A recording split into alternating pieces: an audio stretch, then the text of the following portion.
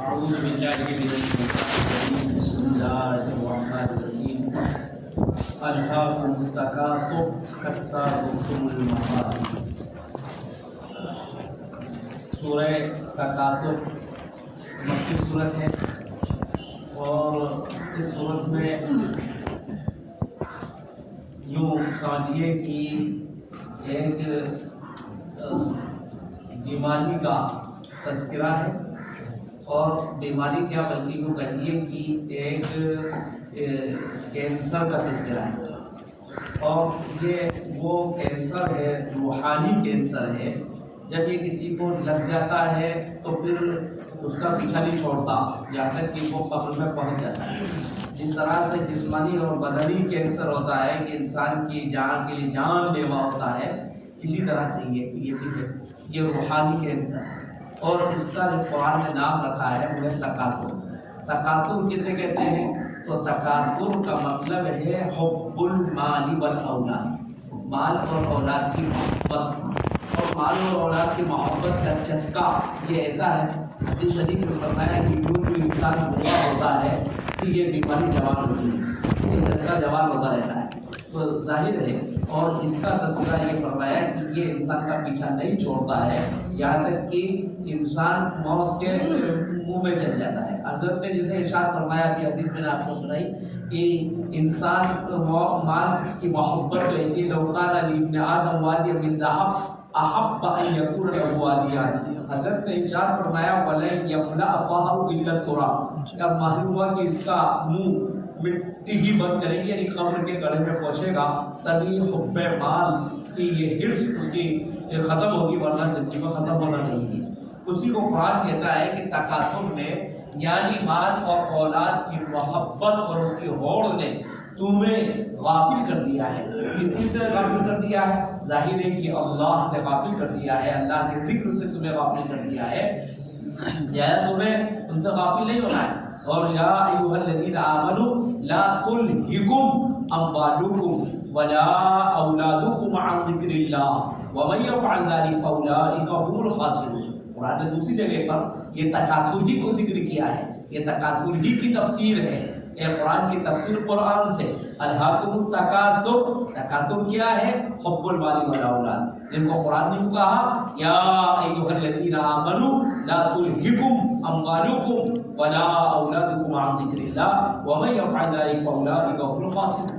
اس کو کہا کلا حتی زرتم المقابر، حتی زرتم المقابر، یہاں تک کہ تم قبروں کی زیارت کر لو، یعنی تکاثر میں تمہیں غافل کر دیا ہے یہاں تک کہ تم قبروں کی زیارت، یعنی موت کے منہ میں پہنچ جاؤ اور تم قبروں کی زیارت کرو، قبروں میں پہنچ جاؤ، تب تک تمہیں غافل کر دیا ہے۔ انسان کی اس نازیبا حرکت پر اور خواہش پر قرآن مجید نے لگام لگائی اور کہا کلا، ہرگز نہیں، یہ طریقہ ہرگز درست نہیں ہے۔ یہ مال کی محبت اور اولاد کی محبت میں تم ایسے گرفتار ہو جاؤ کہ تم اللہ کو بھول جاؤ۔ تو انسان جو اس روش پر چلتا ہے تو اب اس کو قرآن جھنجھوڑتا ہے کہ اللہ یہ نہ چلو، یہ کھیل نہ کھیلو، یہ مال اور اولاد کی محبت میں گرفتار نہ ہو، یہ تمہارے لیے خطرناک۔ جیسے بچہ گیند اچھال رہا ہو، چولہے کے پاس گیند اچھال رہا ہے، تندور کے پاس گیند اچھال رہا ہے، اب ماں جو ہے اس کو منع کر رہی ہے، لیکن پھر بھی تو اس کی جھڑکی دی جاتی ہے، ہرگز نہیں، ماں ڈانٹتی ہے یا نہیں، تو اب وہ مانو بچہ سمجھدار ہے رک جائے گا، نہیں تو وہ کھیلتا ہی رہے گا۔ بالکل اللہ بھی انسان کو جو اس مادی دنیا سے کھیل رہا ہے اور اللہ سے غافل ہے، اللہ اس پہ ایک ضرب لگاتا ہے، وہ کہتا ہے کلا، ہرگز نہیں، یہ نہ سمجھو کہ یہی سب کچھ ہے، ہرگز نہیں، ہرگز نہیں، سوف تعلمون۔ لیکن یہ انسان جب اس سے باز نہیں آتا تو جیسے ماں کہتی ہے یا گیند نہ اچھالو، لیکن بچہ نہیں مانتا، ابھی پتہ چل جائے گا، ابھی آگ سے جل جاؤ گے، یہ انگارہ اچھلتا تمہیں لگ جائے گا۔ تو اسی طریقے سے اللہ یہ بندوں سے کہتا ہے سوف تعلمون، ابھی تمہیں معلوم ہو جائے گا، ابھی موت آئے گی کہ مال کی محبت، اولاد کی محبت اور اللہ کے احکام سے غفلت سب پتہ ہو جائے گا۔ سوف تعلمون ثم کلا سوف تعلمون۔ پھر کہا جاتا ہے اللہ زندگی میں انسان کو ایک مرتبہ ایسے تنبیہ کرتا ہے جس میں انسان کو یہ بتلاتا ہے کہ دیکھو مال سے کچھ نہیں ہوتا، اولاد سے کچھ نہیں ہوتا، صرف اللہ کی طاعت سے ہی سب کچھ ہوتا ہے، اسی کا تعلق سب سے زیادہ طاقتور ہے۔ انسان کو زندگی میں کئی ایسے جھٹکے لگتے ہیں، کئی ایسے واقعات ہوتے ہیں، لیکن جو کل ذہن ہوتا ہے وہ نہیں سمجھتا، اور جو سمجھدار ہوتا ہے وہ سمجھ جاتا ہے۔ کئی مرتبہ ایسی بیماریاں ہو جاتی ہیں، پیسہ جیب میں ہوتا ہے، علاج نہیں ہوتا، معلوم اللہ بتلاتے ہیں دیکھو پیسے سے شفا نہیں ہوتی، سب کچھ کر رہے ہو لیکن کچھ نہیں ہو رہا ہے۔ سمجھدار نے سمجھ جائے گا نہیں پیسے سے کچھ نہیں ہوتا ہے، پیسہ سے شفا نہیں ملتی، شفا اللہ سے ملتی ہے۔ اولاد ہے، اولاد نہیں، اولاد کی اولاد بھی ہے، اور معلوم ہوا کہ ضرورت کے وقت میں کوئی بھی نہیں تھا، معلوم ہوا کہ اللہ ہی کے فضل سے بچے، اور ورنہ کوئی کام نہیں آیا، ناتی نہ پوتا نہ نواسا، کوئی کام نہیں آیا۔ کتنی مرتبہ اللہ زندگی میں اس طرح سے انسان کو بیدار کرتے ہیں، لیکن غافل انسان بیدار نہیں ہوتا۔ جو نشے میں ہوتا ہے اس کو پتہ بھی نہیں ہوتا کہ کیا ہوا، تو وہی جب نشہ چڑھ جاتا ہے تو پھر یہ کلا ان کے کان کے اوپر کوئی اس کو ان کے لیے مفید نہیں ہوتا۔ ثم کلا سوف تعلمون، اللہ کی طرف سے کہا جاتا ہے ہرگز نہیں، سوف تعلمون، تمہیں عنقریب معلوم ہو جائے گا، تم جان لو گے۔ کلا، ایک نہیں، دو بار نہیں، تین بار۔ ماں اپنے بچے کو ایک بار نہیں، دو بار، تین بار محبت منع کرتی ہے۔ وہ رحمان الرحیم اپنے بندوں کو بار بار کہتا ہے کلا کلا، ایسا نہ کرو، ایسا نہ کرو، ایسا نہ کرو۔ لو تعلمون علم الیقین، لو تعلمون علم الیقین، تمہیں یقین کا علم ہوتا، کاش تمہیں یقین کا علم ہوتا۔ یقین کہتے ہیں موت کو، موت کا علم ہوتا۔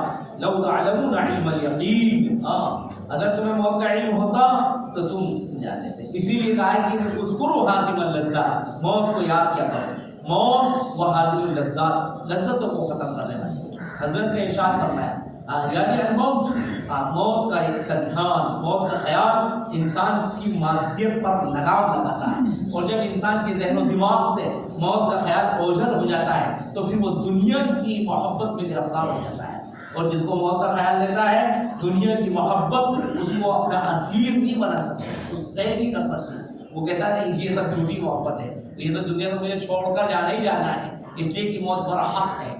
یہ کہا لو تعلمون علم الیقین لترون الجحیم، اور بعد نے کہا کہ تمہیں علم یقین ہوتا، علم یقین، عین الیقین، حق الیقین، یقین کے بھی 3 درجات ہیں۔ تو بعد نے اس سے یہ تفصیل سمجھی کہ تمہیں علم یقین ہوتا، یعنی اس حقیقت کا، آخرت کا یقینی علم ہوتا تو تم یہ نہ کرتے۔ لترون الجحیم، تم تو ضرور جہنم کو اب دیکھ کر رہو گے، ثم لترونها، اور تم اس کو دیکھو گے یقین کی آنکھ سے، یعنی بالکل یقین طور سے تم اس کو دیکھو گے۔ جب انسان نہیں مانتا، کلا سے اس کو زجر کیا جاتا ہے، لیکن اس کو روش میں کوئی تبدیلی نہیں آتی ہے، تو اب کیا ہوتا ہے؟ اسی حالت میں موت آ جاتی ہے۔ جب موت آ جاتی ہے تو اب کیا ہے؟ لترون الجحیم، اب تو تم ضرور جہنم کو دیکھ کر رہو گے اور دیکھو گے۔ اب تو جہنم کے والے عمل کر کر آئے ہو تو اب تو جہنم کو دیکھنا ہی دیکھنا ہے، اور اب اس کو کیسے دیکھو گے؟ یقین کی آنکھ سے دیکھو گے، یعنی یقین طور سے تم اس کے اندر چلو گے، اور جب انسان کی اس میں گرفت ہو گئی تو پھر اس کا معاملہ ہی پلٹ جائے گا۔ اب اللہ کے یہاں جس کی گرفت اس طرح سے ہوگی تو پھر اس سے معصیتوں کے بارے میں نہیں، اس کی نعمتوں کا بھی حساب لیا جائے گا۔ ثم لتسألن، اب تو پھر تم سے ضرور سوال کیا جائے گا اس دن عن النعیم، نعمت کے بارے میں۔ اب یہ نہیں پوچھو ہو گیا کہ معصیت کیا کہے گی، اب تو ہم یہ بھی پوچھیں گے کہ ہم نے یہ نعمت دی تھی اس کا کیا ہوا، ہم نے تمہیں اتنی زندگی دی تھی اس کا کیا ہوا، ہم نے اتنا تمہیں اتنے دن عطا فرمائے تھے اور ایسا اپنے سورج کی روشنی تمہیں دی تھی اس کا کیا ہوا، تو ہم نے تمہیں اتنی سانسیں دی تھی اس کا کیا ہوا، ہم نے تمہیں اتنی بارشیں دی تھی اس کا کیا ہوا، ہم نے اتنے کھانے دیے تھے اس کا کیا ہوا، ہم نے تمہیں اتنے لباس دیے تھے اس کا کیا ہوگا۔ اب الٹا شروع ہو جائے گا، الٹی گنتی اس کو کہتے ہیں، نعمتوں کے بارے میں پوچھا جائے گا، اور انسان اگر کسی سے ایک نعمت کے بارے میں بھی سوال کر لیا گیا تو وہ اس کا حساب نہیں دے سکتا، دنیا میں نہیں دے سکتا، آخرت میں دینا تو بہت مشکل ہے۔ لوگ بجلی کا بل دنیا میں نہیں دے سکتے ہیں، اس لیے کٹیا ڈالتے ہیں، اور اللہ نے اگر سورج کا بل پیش کر دیا، اس کا حساب معلوم کر لیا تو پھر کیا ہوگا، اس کا حساب کیا انسان میری روشنی سے تم نے اتنا فائدہ اٹھایا، کیا کرے؟